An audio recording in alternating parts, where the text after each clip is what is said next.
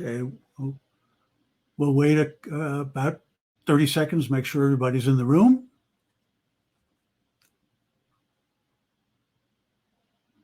Okay, I think we are all live here in the room. So on behalf of the IAJGS and the state of Pennsylvania, I want to welcome you to session 1327, titled Genealogical Resources in Western Pennsylvania, presented by the JGS of Pittsburgh and the Rauh Jewish Archives. Our speakers are Steve Jaron from the Jewish Genealogical Society of Pittsburgh and Eric Lidji from the Rauh Jewish History Programs and Archives. My name is Mark Halpern from your co-host, the Jewish Genealogical and Archival Society of Greater Philadelphia. I am proud to introduce our cross-state brothers from Pittsburgh and act as session manager for the session. Steve Jaron has been researching his family history since 2008, when in college he had to work on family history projects. His research interests include his ancestry in the Netherlands, Germany, Galicia, Ukraine, and Belarus. Additionally, he helps Jewish and non-Jewish friends with their trees. He holds a BA in history from Point Park University with additional education in information technology. In 2017, he relaunched the Jewish Genealogical Society of Pittsburgh and is the current president. Eric Lidji is the director of the Rauh Jewish Archives at the Heinz History Center, which contains more than 1,000 archival collections documenting the Jewish experience of Western Pennsylvania. He curates its website, the Jewish Encyclopedia of Western Pennsylvania, oversees a small-town Jewish history project, and hosts its podcast, The Cornerstone. He writes and speaks extensively about Jewish history of Western Pennsylvania. He is the author of The 17th Generation, the life work of Rabbi Walter Jacob, and a co-editor of the anthologies Her Deeds Sing Her Praises and Bound in the Bond of Life. Welcome to both Steve and Eric. A little housekeeping here. The session will be a total of 1 hour. Steve and Eric will speak for about 45 minutes, and there will be about 15 minutes for questions. On your screen, you will see a chat box and a Q&A section. Please write all your questions into the Q&A section. As the session manager, I will publish the questions that I will be posting to the speakers. You can use the chat box to say your hellos to everyone.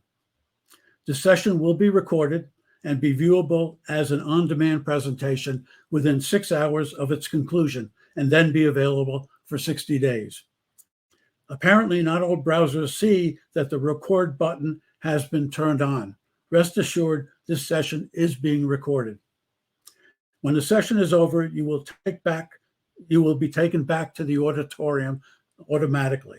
Don't forget to evaluate the session on the website or in the app. Also, there's a chat box next to the evaluation button where you can chat about this lecture, and maybe our speakers might even participate. So Steve and Eric, the virtual floor is yours. All right. Thank you, Mark, for that introduction. As he mentioned, Eric is the director of the Rauh Jewish Archives located at the Heinz History Center in the downtown Strip District area of Pittsburgh. And he'll be discussing research along with others shortly. But first, a brief history of the Jews in Western Pennsylvania, followed by a little bit about the JGS of Pittsburgh from me. After he is done, I will then end with some other resources available in Western PA. The traceable beginnings of the Jewish community in Pittsburgh begin between 1838 and 1843, when groups of German Jews, mostly from Baden, Bavaria, and Württemberg, arrived in and around the city. Over time, groups from other areas such as Poland, Ukraine, Hungary, Lithuania, and Galicia began to settle in and around the city. While religious services were happening around the city, they were largely unorganized due to varying religious views. However, in 1853, the first organized synagogue was formed, called Road of Sholem, and that followed the Reform movement. In 1886, a breakaway congregation was formed called Tree of Life that followed the conservative movement. Over the next century and change, many more synagogues would follow. With a long history we also have a long history of Jewish communal groups that could be its own separate presentation. And we have one of the longest running and still published Jewish newspapers, which we'll go over shortly as well. There we go. As mentioned, so the Jewish Genealogy Society of Pittsburgh was first founded in 1983, but in the late 2000s, it closed up shop, pretty much right as I was starting to do genealogy research. In 2017, as mentioned, I restarted the JGS, and our main offering currently is our programming, where we offer about 10 to 12 regular programs of both generic and specialized topics from a national pool of subject matters. All our subject matter experts. All regular programming is free to current members and usually costs $5 for non-members. Additionally, we have a members-only portal which contains past issues of our newsletter and recordings of past speakers. We also have a private Facebook group. Membership is currently set at $18 a year and is open to anyone. Our website also contains a list of local resources that we will discuss in this presentation, and we are continually adding more, both general and Jewish in nature. The JGS leadership is comprised of myself as the president, Ed Wolfson as the VP of programming, Joel Bauman as the VP of operations, our secretary is Bacha Moses, our membership and outreach coordinator is Steffi Biersdorf, and currently our treasurer position is vacant. And Eric serves as in an ex officio representative capacity because the Rauh is our program and facilities partner. So, and now I'm going to pass the mic on to Eric. Thanks, Steve. So the way we're going to do this is we're going to run through some of the most useful tools that are available for doing Jewish genealogy in Western Pennsylvania. A lot of these are available online. Some of them are not, but we'll kind of give you tips for how to find things. I don't know if this is the case in other cities or not, but one of the things that's important to understand about Pittsburgh is that the resources that you may want are sometimes in a couple of different places. And so it's helpful to have a pretty broad sense of the landscape of archival repositories and to have a sense of their holdings, because there's not always a lot of rhyme or reason to why something is in one place rather than another. So I'm going to start with my own repository, the Rauh Jewish Archives at the Heinz History Center. Steve, if you wouldn't mind advancing.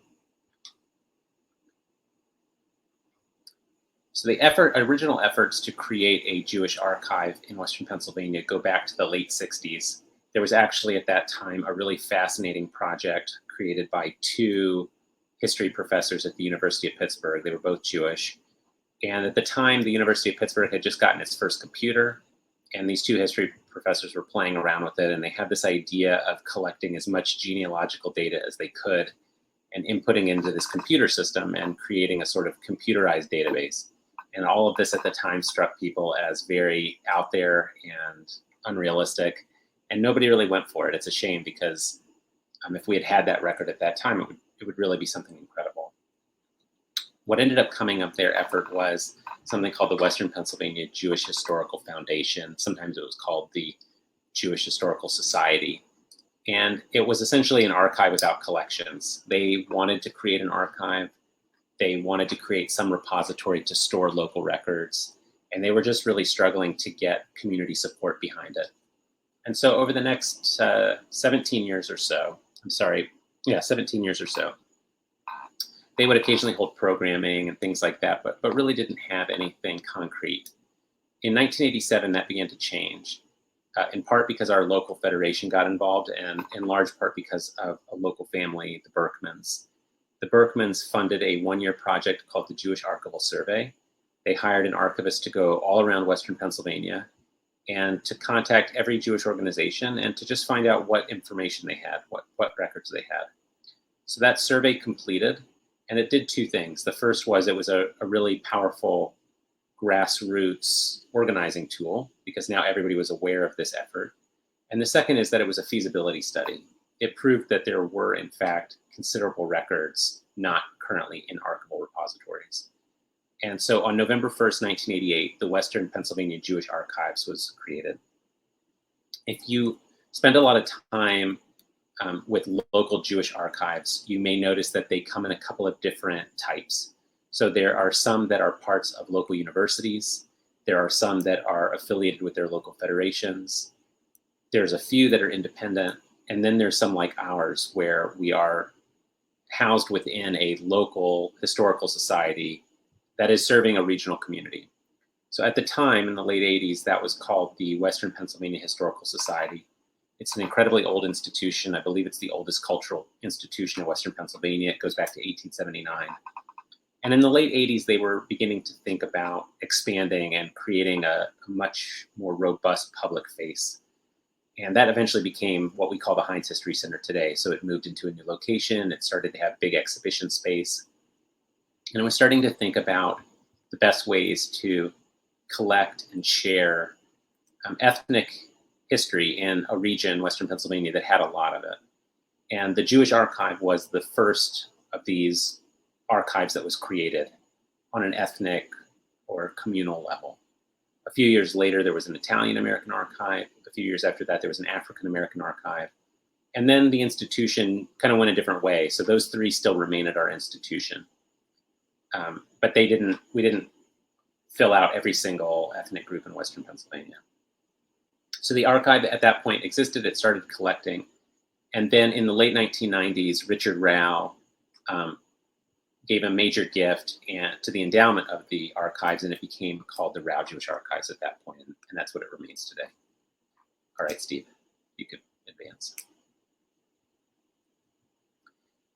There's two ways, obviously, to visit us. One is remotely, which I imagine most people would be doing, and that just means contacting me, and I can kind of help you navigate the catalogs and help you to some degree, at least get started on your search. But we're also part of a very public historical institution that is very much geared towards the average person coming in off the street.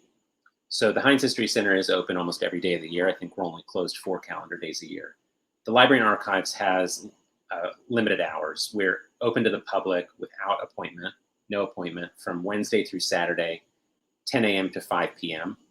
And the Library and Archives is the entirety of Western Pennsylvania, of which the Rauh Jewish Archives is a component.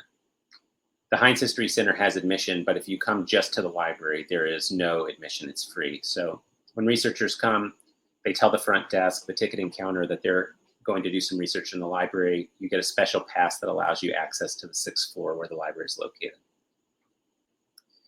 The Rauh Jewish Archives is in its 4th decade now. And during that time, we've amassed a very considerable collection of records that document what we like to say is all aspects of the Jewish experience throughout the entirety of Western Pennsylvania. And what that means is that you can find collections of religious organizations. So we have more than 40 congregational records, organizational records, including the Jewish Federation of Greater Pittsburgh, the Jewish Community Center, as well as organizations that don't exist anymore, like our local Workmen's Circle chapters. One of the things that I love about our archive is that in addition to those organizational records, we have many Jewish family collections. It's hard to count because sometimes there's multiple families within one collection, or one family is spread among multiple collections, but there are certainly hundreds of these Jewish family collections in our archive. All right, Steve. We have been historically very proactive in digital resources, and that's thanks largely to my predecessor, Susan Melnick. And we'll talk about a couple of those today, but the one I want to talk about is something that we kind of rebranded earlier this year. We had a couple of different websites, and we were looking to simplify and streamline that a little bit. And so we are in the process of combining them all into a single website called the Jewish Encyclopedia of Western Pennsylvania. The URL is rauhjewisharchives.org. And the idea behind this website is to create a clearinghouse for conducting Jewish historical research in the region. So that means not only materials that are in our repository, but other repositories in Pittsburgh, and then other repositories around the world as well, either linking to those or in some cases putting the actual primary source material online. What we're in the process of doing right now is actively consolidating websites. And so if you subscribe to our weekly newsletter, each week we announce the new exhibits and entries that we've created on this website. And we're always putting up new archival material online, very much with an eye towards genealogically and historically relevant materials. So if you happen to have family with a certain congregation, you go to that congregational page and you can kind of start to get a sense of where all the records are for that congregation and how you might go about looking at them. All right, Steve. So next I want to tell you about some other repositories in our region. The second is the University of Pittsburgh's Archives and Special Collections. So like many major universities around the country, the University of Pittsburgh has its own archives. That archive is created not only to collect the historic records of the University of Pittsburgh, but also of the wider community. Okay, Steve. The University of Pittsburgh's archive was created in 1961. It was called the Archives of Industrial Society. And it was actually created at the instigation of history professors at the university. This was at the moment when social history was becoming very much the thing in the world of academic history. All of these historians were very interested in the region in which they lived. This was obviously the industrial capital of America. And there was a lot of historians that were interested in how that industry was created, what the relationship was between capital and labor, what was the ethnic and cultural history like in all of these little immigrant communities. And so they created their own archive at the University of Pittsburgh to start to collect some of these materials. So if you think about the dates that I said, 1961 is when this archive is created, and 1988 is when the Rauh Jewish Archives is created. And therefore you have basically an entire generation where the only repository locally that was collecting anything Jewish was the University of Pittsburgh. So if you're conducting research, it's always helpful to look at the catalogs for both institutions. There is some logic to how things ended up in one place or over another. The University of Pittsburgh has always had a big interest in labor, and so there are certain collections that they have that are very geared towards the labor experience. But in many cases, it's really about when somebody decided to donate materials. And if they happen to make that decision before 1988, it often went to the University of Pittsburgh. And if they decided after, it often went to us. And as a result, there's even some collections that are split between the two archives. An example is a small congregation in Pittsburgh called Kesser Torah. So there's one set of records at the University of Pittsburgh and another at the Rauh Jewish Archives. Genealogy, whenever we say that we talk about useful genealogical collections, I always cringe a little bit because you never know what's going to be a useful genealogical collection to you specifically. But there are 3 collections at the University of Pittsburgh that, broadly speaking, are very helpful as a good first step. 2 of them are available online and 1 is not. So one is the National Council of Jewish Women Pittsburgh Section Records. So our NCJW was one of the 4 initial chapters of the organization created in 1893. It has a very long and beloved history here in Western Pennsylvania. And one of the most amazing projects that they did was in 1968, they started an oral history project. And originally it was intended to be just the immigrant generation. So they talked to people who had come to Pittsburgh from the 1880s until the 1920s. When that project finished, they had a lot of enthusiasm and momentum. And so they created a second phase that looked at people who had had an impact, Jewish Pittsburghers who had had an impact locally, regionally, nationally, and internationally. And that project in some ways is one of the longest running communal oral history projects in the country. I've heard that said. I've never actually looked in to see if it's how true it is. But the numbers are pretty amazing. They have more than 500 oral histories. The earliest are from the 1960s, the late 1960s. The latest were conducted almost 50 years later. And it's a real wealth of information. If you're really lucky, one of your people might be one of the subjects. But even if not, there's often leads. There are people who are sort of at the margins of what you're looking at who might be able to get you over that hump to the next phase. And something that a lot of people don't know is that there is a small archival collection that backs this up. So the NCJW records are humongous, but each of these oral history recordings has a folder that the interviewers collected some material and put it in there. And so if you do find somebody of interest, it's sometimes useful to contact the University of Pittsburgh and ask what's in that file. The two other collections that are at the University of Pittsburgh are both newspapers. One is the Pitt News, which is the student newspaper. So if you're researching anybody who spent time as a student on the main campus of the University of Pittsburgh, it's helpful to just do a quick search in that newspaper collection. And then the other is our Yiddish newspaper. So we had a Yiddish newspaper in Pittsburgh from the late 1880s into the 1920s. It was published and written almost entirely by a single person. His name was Joseph Selig-Glick, and it was called Der Volksfreund.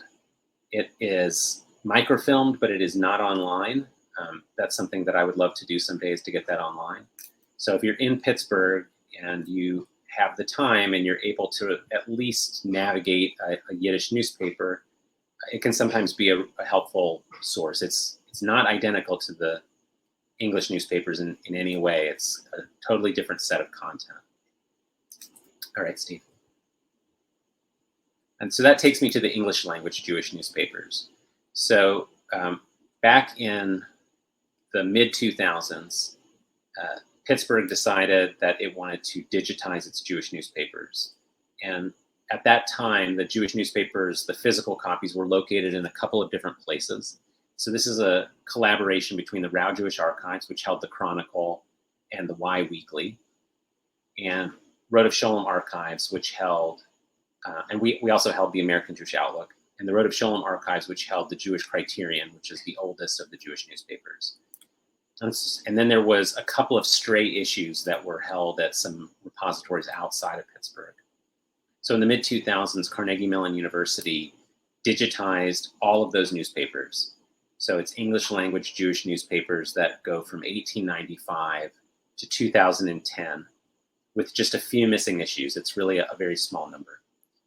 The platform has changed a couple of times. The current platform is on something called Islandora, which, if some of you are in the digital humanities field, you may be aware it's a very common tool for archives.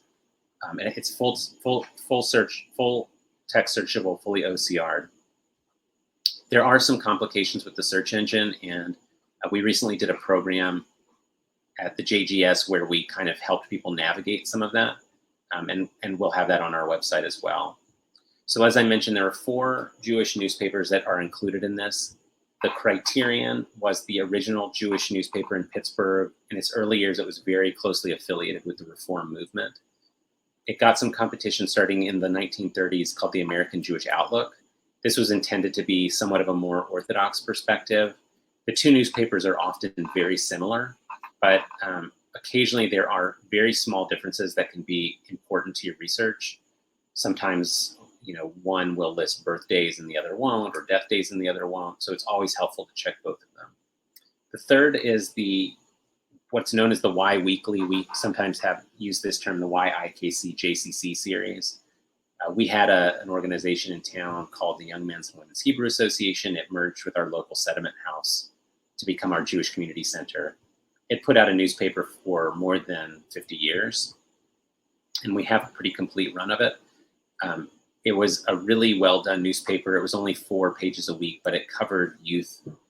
It covered youth activities very deeply. And so if you have a family member who is involved in club life or athletics or anything like that, there's a high likelihood that they will appear in the Y Weekly at some point. And then in the 1960s, the Criterion and the Outlook effectively merged. It's a little more complicated than that, but for the sake of this, they merged and created a new newspaper called the Jewish Chronicle. That still exists today as the Pittsburgh Jewish Chronicle. The Pittsburgh Jewish Newspaper Project is current up to 2010. And then from 2010 on, you can more or less find those live on the internet through the Jewish Chronicle's website. Okay. So just to give you a sense of the website, Steve put up his birth announcement that he was able to find. The current platform has a little bit of trouble with its search. It's one of the big challenges with it right now is that it doesn't seem to have Boolean capabilities. So it doesn't have the and or that allows you to do more complex searches. But you can still get a lot of great information if you're very strategic in the way you search. And we're always available to help people with a little kind of 10-minute introduction to help them get started on that website. All right. Next, I want to talk about the Road of Shalom archives. So as Steve mentioned, Road of Shalom is the oldest active congregation in Pittsburgh. It actually emerged out of a slightly older congregation called Shari Shemayim. The congregation is unusual in not only in its age and its longevity and its reach throughout Western Pennsylvania. It really at one point was the kind of largest and most powerful and most influential congregation in the region. But it's rare in that it has a full-time archive, a fully endowed archive with its own staff member. So the archivist there for the past 20 years or so has been Martha Berg. She's a wonderful archivist, incredibly helpful and very enthusiastic about helping people find information about their families in the archives. The records of the Road of Shalom archives are what you would expect. It's congregational minutes, records of the religious school, and then rabbinic papers. The two largest collections are Solomon Freehoff and Walter Jacob. They also have a collection of sermons by J. Leonard Levy. So if you happen to have someone in your tree who either was a member of that congregation or a student in the religious school, it's helpful to contact her. She's got a really good handle on the collection, and she can often help you find information about your family member. Okay. A few years ago, the city of Pittsburgh created its own internal archive. They have, as you would imagine, considerable records, but an archive is really about a person that can help you navigate those records. And so the archivist is Nick Hartley, and he has been slowly and steadily building this collection. It's something that is kind of actively happening, so it's helpful to return to their website frequently because every couple of months they're putting new collections, they're putting finding aids for new collections online. If you would advance, please, Steve. So these are the kinds of records that are when your ancestor interacted with city government in some way. So one of the first collections they put online was the Pittsburgh Municipal Record.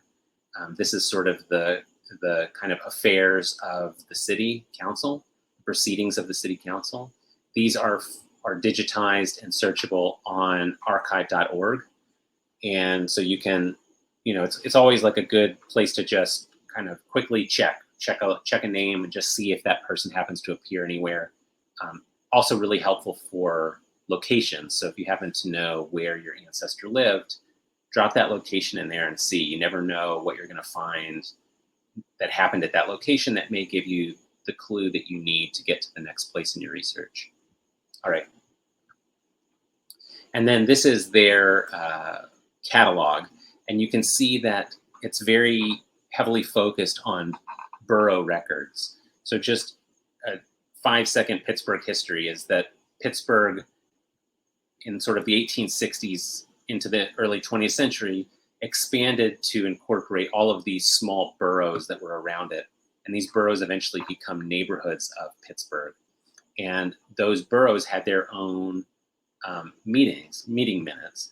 And so they were transferred over to the city property, and now they're part of the city archives.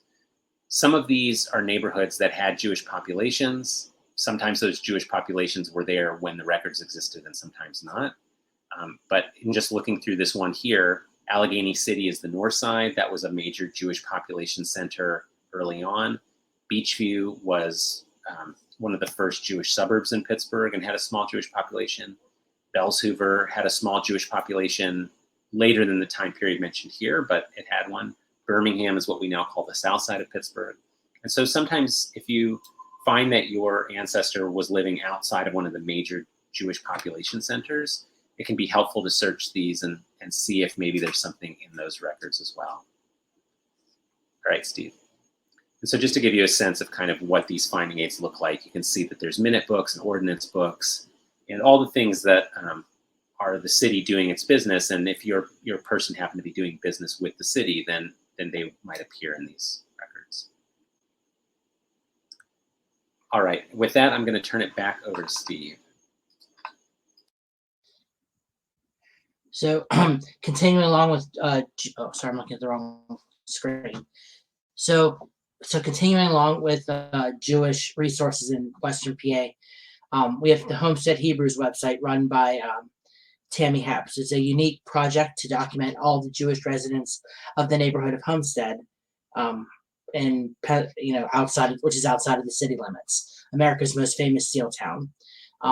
Tammy created this site in 2014 and is one part blog with dozens of in-depth essays examining key events, people, and themes in Homestead's Jewish history, and one part database with tens of thousands of records documenting the lives of Homesteaders. And if your family is not from Homestead, you'll probably want to check out the HomesteadHebrews.com for inspiration. Oh. All right. So next up is the Carnegie Library of Pittsburgh, which was founded by Andrew Carnegie, who's also famous for Homestead with the Homestead Steel Strike. He was one of the robber barons of the early 1900s that you probably learned about in school. And within the Carnegie Library is the Pennsylvania Room, which contains a number of holdings relating to all types of research, especially genealogical research, such as their business and bibliographical index. I can read. This card file references Pittsburgh businesses and individuals mentioned in city and county histories published in the early 20th century. They have clippings files, which is a collection of newspaper clippings from various Pennsylvania newspapers dating back to the early 1900s to present. The files are organized by topic. Major subjects include Pittsburgh neighborhoods, biographies of prominent Pittsburghers, and trends such as development, crime, and the economy. There are also genealogy databases, which you can access the library versions of Ancestry, newspapers.com. You can access the library accessible version of Family Search, because as we all know, there are 3 different levels of access. And I believe they have other accesses as well. I just haven't used them. They also have a genealogy reference collection, which collects genealogy how-to books on researching specific ethnic and religious groups, transcriptions of primary source materials from Pennsylvania and surrounding states. Examples include cemetery records, naturalization indexes, birth and death records. You can search the library catalogs to find these materials. I'm not going to read out everything I wrote out, but they have a local history reference collection, a microfilm collection, a microfilm newspaper collection, orphanage database. So if you have family members that ended up in an orphanage, this will list the orphanages that were active in Allegheny County, which is where Pittsburgh is the county seat.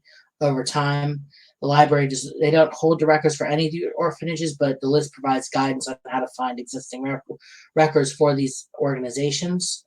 There's also Pennsylvania maps because, as we all know, borders change.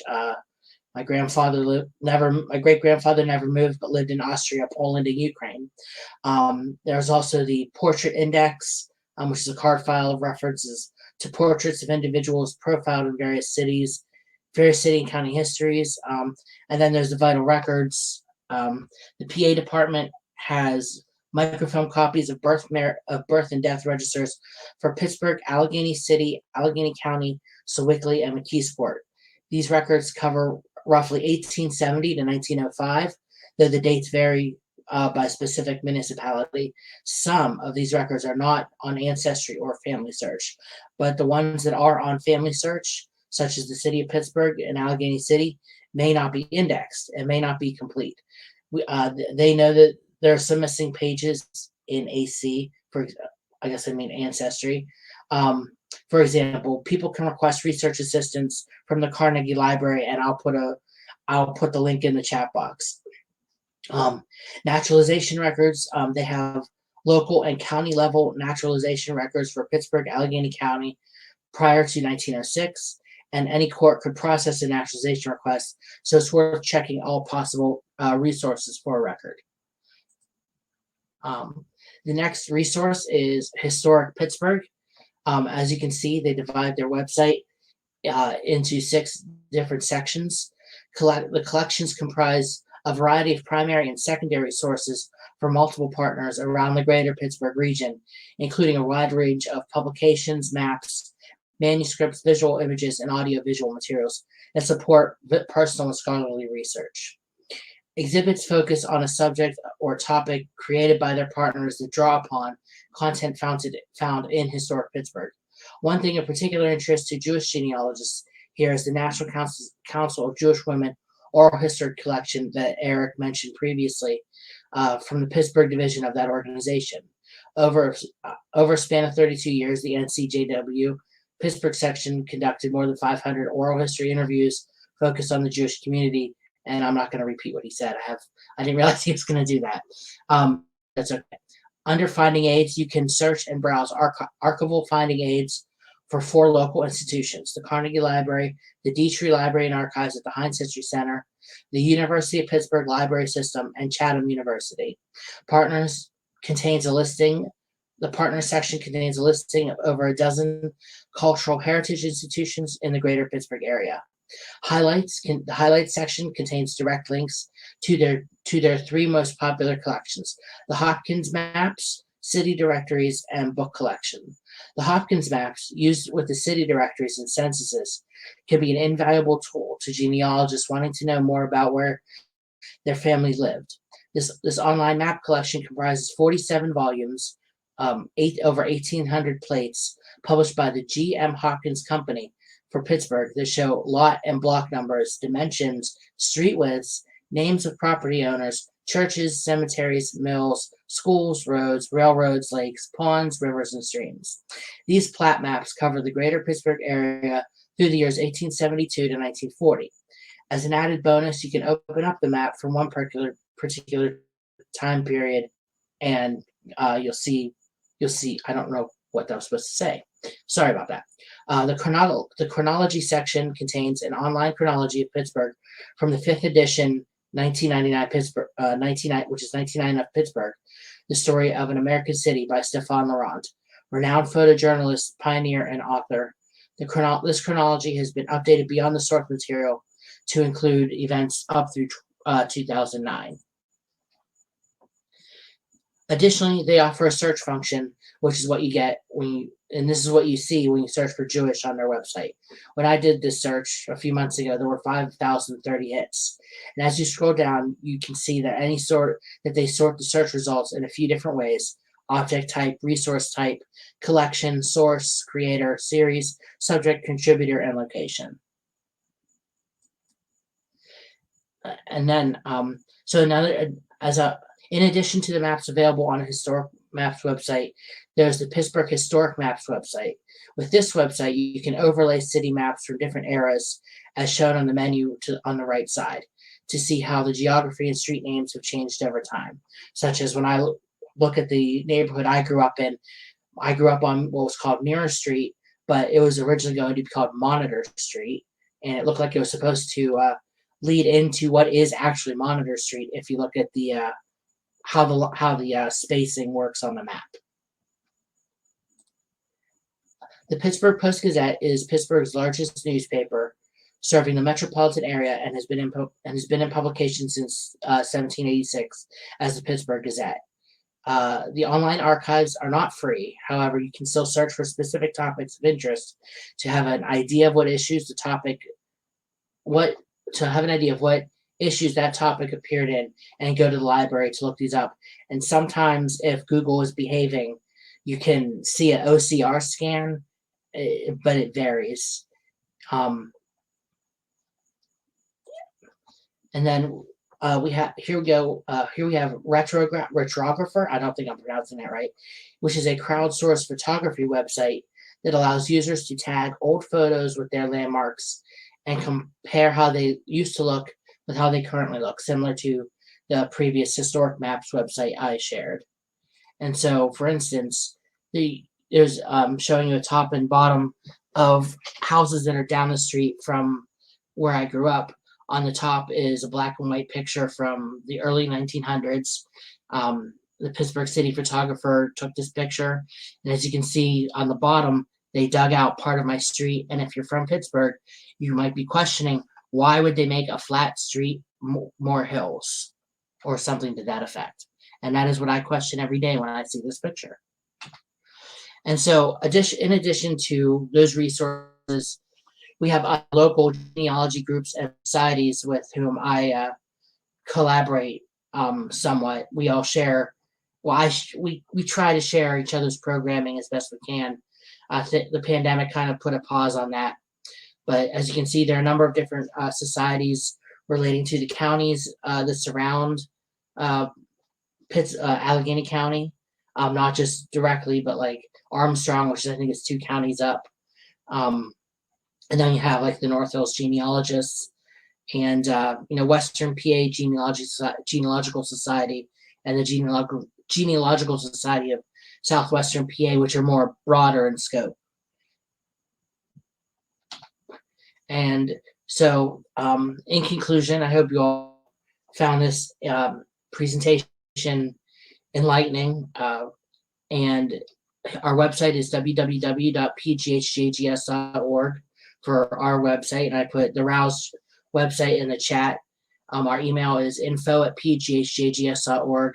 And you can find us on Facebook, Twitter, Instagram, or TikTok with the name @pghjgs.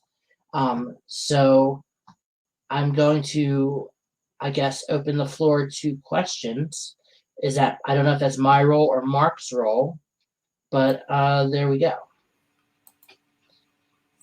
I'll handle the questions for you. You will respond. Well, you will take care of the answers, you and Eric. Right. And if I missed any ones, you put your questions in the Q&A if you still have a question to ask. I've transferred some over to the chat from the chat, but I'm not going to be doing that anymore, as I'll be concentrating on the questions in the Q&A. So Esther asks, are there similar resources to those discussed here for Northeastern Pennsylvania? You guys are in Southwestern Pennsylvania. I'm in Southeastern Pennsylvania. She's asking about Northeastern Pennsylvania. So Eric, do you know anything about anything? I did a quick Google search and found there's a Northeast Pennsylvania Genealogical Society, General Genealogical Society.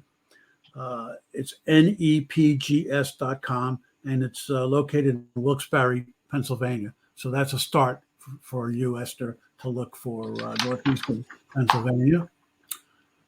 Howard Morris asked, is there an index of surnames of Jewish families in Western Pennsylvania from early to mid 20th century, or immigrated to Western Pennsylvania from late 19th to early 20th century? So either you can pick that up. The answer is sort of.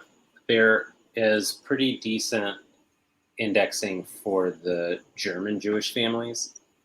There were a couple of graduate doctoral papers that were done in the 1960s that went through the social registers and Road of Sholem records and Concordia Club records and made a list of all of the German Jewish families and how they are related to each other.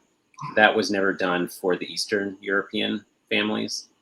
So there's not an index, but it's possible to find who you're looking for often with the available records. Okay.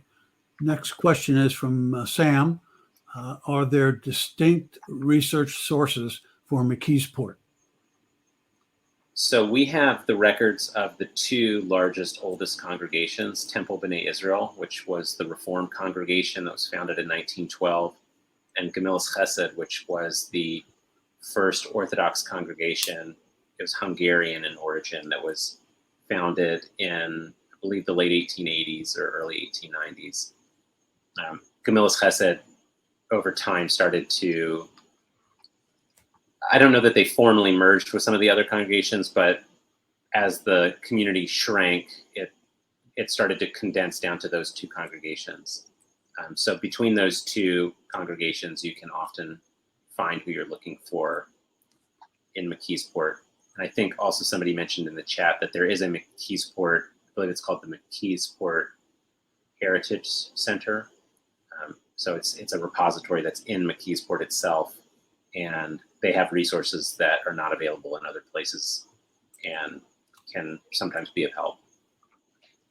If I may add, Lara Diamond, she may know more about Jewish resources in McKeesport, as her family is from that area. So if you know who she is, you might want to. Her blog is Lara's Genealogy. You might just have to Google that because I think it's a very long URL. Marilyn asks, where do we find the retrographer maps? So I've noticed a couple of people talking about handouts. I don't know what they can see on their side. There is a handout on our side. There's a tab called handouts. So if they're able to access that, that does have all of the URLs that we talked about today. Where is the handout on the?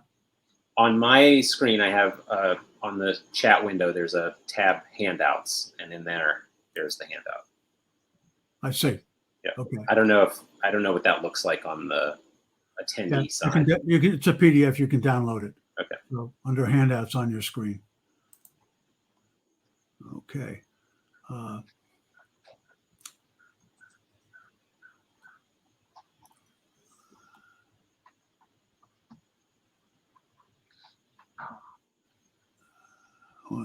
lot of questions now.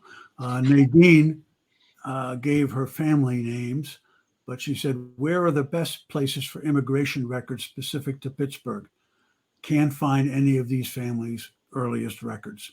So where can you find immigration records specific to Pittsburgh? I mean, I would assume you've already looked at Ancestry. And like I said, the Carnegie Library has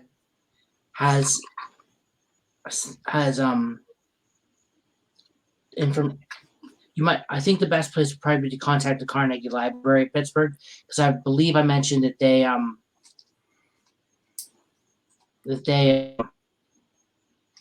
have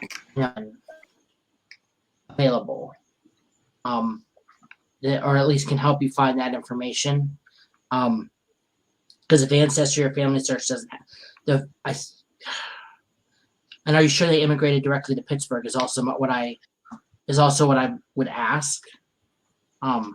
Because I think for the longest time my father thought his family immigrated directly to Philadelphia, and then found out no, some of them went to Baltimore and some of them went to Connecticut before making it to Philadelphia.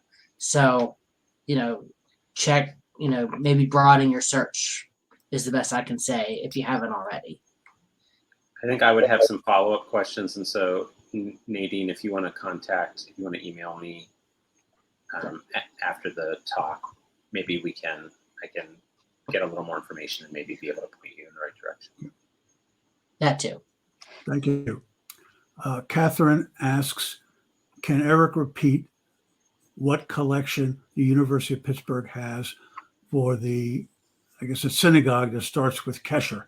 Yeah, so it's a congregation called Kesser Torah or Kether Torah, and it started in the Hill District in 1907. It still exists today in Squirrel Hill. Half the records are at the University of Pittsburgh. Those run through about the late 1940s, early 1950s. And then we have a small set of records in the 1960s. Just by coincidence, we happen to put some of those records online this week.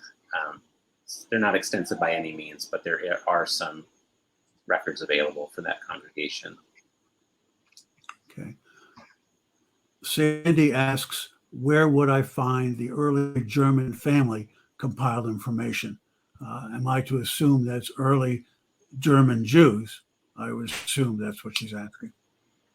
If you're referring to the documents that I was mentioning earlier, if you want to just email me, I can provide a copy of that. It's a graduate paper. It was typed on a typewriter. We have a copy of it, and I can make a scan and send it to you. Okay. Nancy asks if there are any records for Altoona in the archives. So Altoona is what we consider to be the western terminus of our range. We do not have very many records. The ones that we do have some names listed, but I would, since there is still an active Jewish community in Altoona, I would start there. You're welcome to contact me and I can take a look because it's only a few folders of things. I don't actually know what still exists in Altoona itself. People are saying there's no handout. I saw it. I know I could download it, but I'm the session manager, so I'm not sure the other people can do it. Can you upload your handout to the website, the conference website, and people can get it there? Is that possible, Eric? I'm not opposed to it. I don't know how to do that. So you're welcome to, if you're able to access it, you're welcome to. You go in as a speaker, and then one of the things that you'll see is handouts, and you click on that and you upload it there. So you Okay, I have to think that's something sign in as a speaker first. Okay. that might be something I have to do. Yeah. So I'm not sure we can solve the technical problem here that people can't see them, but I can. I'll see what I can. I'll see what I can do on my side. Just not right now. I don't want to mess up my internet connection. So was your email address on the slides at all, Eric, or can you give I it will to put me? it in the window. Okay. You put it in the chat. Oh, somebody says the handout is there now. Okay. So you'll get it. If anybody has a problem, they can email Eric. He put his email into the chat. Right. And ours is in the screen as well. So either way, it'll get to one of us. Okay. Somebody asked if you would share your presentation slides. I'm going to be putting, once the recording is made available to me, I'm going to be putting it on our YouTube and our website for people to watch at their own leisure. There's, similar to how I do with our regular programming, except not, because this is going to be available to everybody, whereas our regular programming is recordings are only available to members. So when I get the recording, I'll put it up on our website and YouTube and all that other fun stuff. The JGS of Pittsburgh is one of the less expensive societies to join. It's $18 because I became a member. They have some very good presentations that I like seeing virtually, even though I live in Philadelphia. So, a little of that. I just missed it. Howard asked if, why am I not able to see this now? If you provide the names of the towns near Pittsburgh that had a Jewish community. Somebody answered him on the chat, but maybe you can answer it as well. Yeah, I'd like to give a little fuller answer to that, if that's okay. Western Pennsylvania is unusual in that it was a very dispersed population. So all across the country, there are small town Jewish communities. There were many more of them in Western Pennsylvania, and there was a higher percentage of the regional population living there. So there were probably 200 plus towns in Western Pennsylvania that had at least 10 Jews living there. And then at one point between the wars, there was upwards of 40 or 50 towns that actually had a synagogue or some communal institution that is documented in some way. And if you kind of extend Pittsburgh to its natural boundaries, which includes parts of eastern Ohio and West Virginia, that number goes up even more. Anybody who has Jewish ancestry in Western Pennsylvania that is more than like a generation and a half almost certainly has someone outside of Pittsburgh in their family tree. The family's always spread out. There were complex business relationships, family relationships, social and communal relationships. We have on our website, on the Rauh Jewish Archives website, we have entries for probably 60 of those towns, and we're putting more up month by month. So it's a very important thing for people to understand if they're doing Jewish genealogy in Western Pennsylvania, is that you have to think regionally. And that sometimes means even contacting local historical societies to see if they have the city directories that aren't available in other places or the newspapers that aren't available in other places.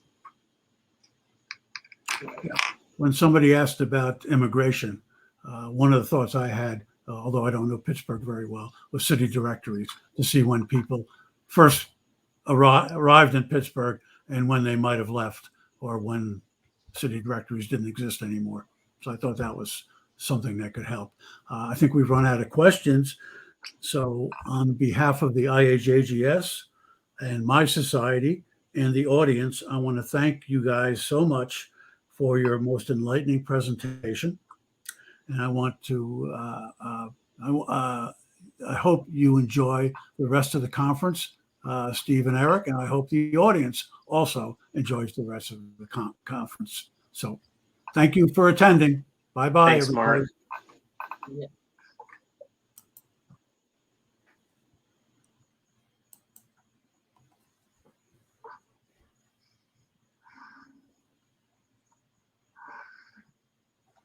Okay. I'm just looking at the chat real quick.